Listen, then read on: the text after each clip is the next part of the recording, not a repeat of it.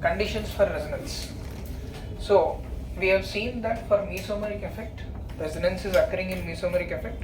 So in what situations will resonance occur, or what are the scenarios where resonance can take place is this. So these are the possible cases where resonance is generally occurring.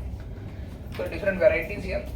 One, where a double bond is conjugated with a positive charge. So we know conjugation is presence of alternate single and double bonds. I have taken one double bond just for the case, for an example. So the double bond, if it is connected, you can take a conjugation also, connect to it. That is alternate single and double bonds like this. What is the end point it is connected to? Here it is connected to a positive charge. If it is connected to a positive charge, what can happen is delocalization of the electrons can take place into the carbon atom containing the positive charge. So there are two electrons here. These electrons are shifting here. As a result, this carbon atom gets electrons. If this carbon atom is getting electrons, positive charge is nullified. Do you all agree with that? Yes. You can say yes or no. So it is nullified. So this carbon atom are not putting any charge, but a new double bond is formed here. But at the same time, this carbon atom is losing electrons, so the positive charge is here. Do you agree in this process? Whole process, positive charge is shifting from one carbon to another carbon. This is nothing but delocalization of charge. Delocalization of charge is what gives stability. That is what is resonance. This is what we are understanding for the purpose of mesomeric effect. Next, double bond in conjugation with negative charge. This is a conjugated system. It is connected to a carbon containing negative charge. So in this case, like positive charge is shifting, negative charge is nothing but electron pair. If it shifts here, a double bond is formed here. As a consequence, this carbon cannot hold 4 bonds. Imagine there is a connection with hydrogen. Every time we will not write it. This carbon cannot hold 4 bonds, so this bond shifts here. Now this carbon gets a negative charge. So this is nothing but delocalization of the negative charge. Originally negative charge is only at one carbon atom. Now after delocalization, it is on 2 carbon atoms. So if the conjugation extends further, it can delocalize to more number of carbon atoms. There are alternate single and double bonds. This delocalization is what is increasing the stability. If charge is localized, fixed at one point, no stability. If charge is spread, then it is more stability. We already spoke about this. Next, double bond in conjugation with free radical. What is a free radical? Free radical is carbon or any atom having its own electron, neither excess nor loss. But overall the compound or that atom is electron deficient. So, for example, if you look at this bond, you can see this bond has 2 electrons, one dot here, one dot here. So what I can do is, these 2 electrons, for the sake of representation, I am writing as 2 dots. Now a bond can either form here or it can form here. If the bond forms here, previously I wrote the bond here, instead of this, if the bond forms here, it is nothing but this compound. So that is nothing but shifting of the free radical. Originally free radical was on this carbon atom. If bond starts forming between these two, the free radical is on this carbon atom. This is nothing but resonance where the radical is delocalized. So that is resonance. So in the same way, double bond in conjugation with another double bond. So this is a double bond which is connected with another double bond. So I can shift one double bond here. As a result, this carbon atom forms a double bond, the double bond here. So these electrons shift onto this carbon. So this carbon atom will finally get a negative charge. This carbon atom is losing, it is getting a positive charge. We will speak about the stability of them later. A common doubt that you will get is why is a neutral molecule becoming charged species.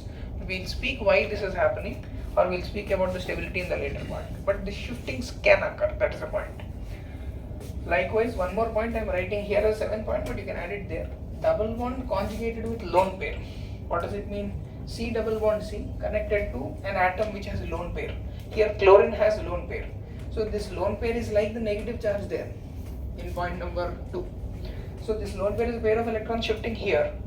Then automatically the electrons in this carbon will shift here. As a result, carbon gets negative charge, chlorine gets positive charge. Don't bother about the stability as of now yet, but shifting is a possibility. That's what we are seeing here. So this is related to conjugation with double bonds. Further, positive charge and lone pair on adjacent atoms. Look at this. There is a double bond on the adjacent atom. There is a lone pair on the adjacent atom. Carbon has positive charge. If this lone pair shifts here, then again a double bond is formed.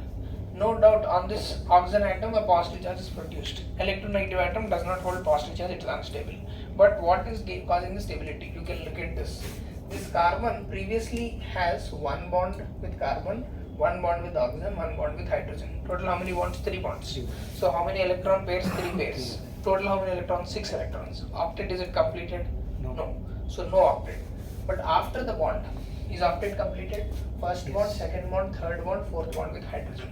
So can you see octet being completed? So incomplete octet, from incomplete octet it has become complete octet. Isn't that causing stability? So that is the reason this resonance is occurring. Again you might get a common doubt. What about oxygen? Is that the doubt? Oxygen is still having octet, you can see. Oxygen has 1, 2, 3, 4. 4 pairs of electron. Now look at this. 1, 2, 3 and a lone pair. 4. Positive charge is there, no doubt. But still it is octet. So octet is there for oxygen also.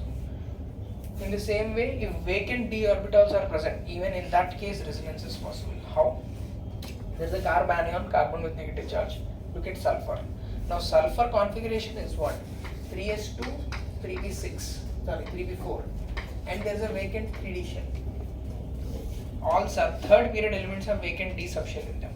So what can happen is, after forming the bonds, if this electron pair shifts here, sulfur is going to accept that electron pair as a negative charge. It can hold a negative charge because vacant d orbital is present where you can accept a pair of electrons. So that is what is happening in vacant d orbital containing atoms. Not only sulfur, phosphorus can also have a vacant d orbital. Chlorine can also have vacant d orbitals.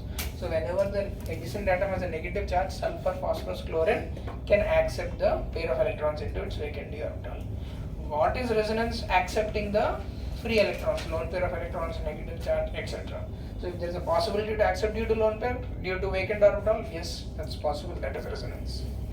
So one peculiar case in case of sulfur, phosphorus and chlorine. Sulfur can accept electron pair because they have vacant orbital. Also, sulfur can donate an electron pair because they have lone pair.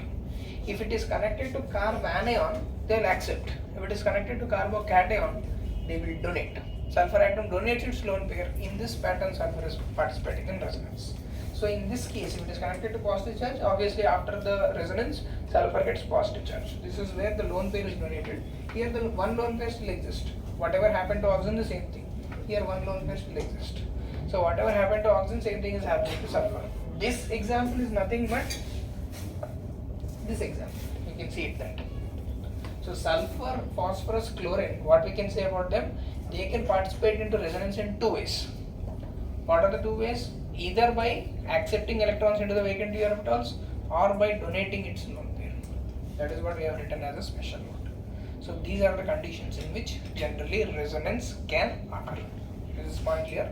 You can make a note of this.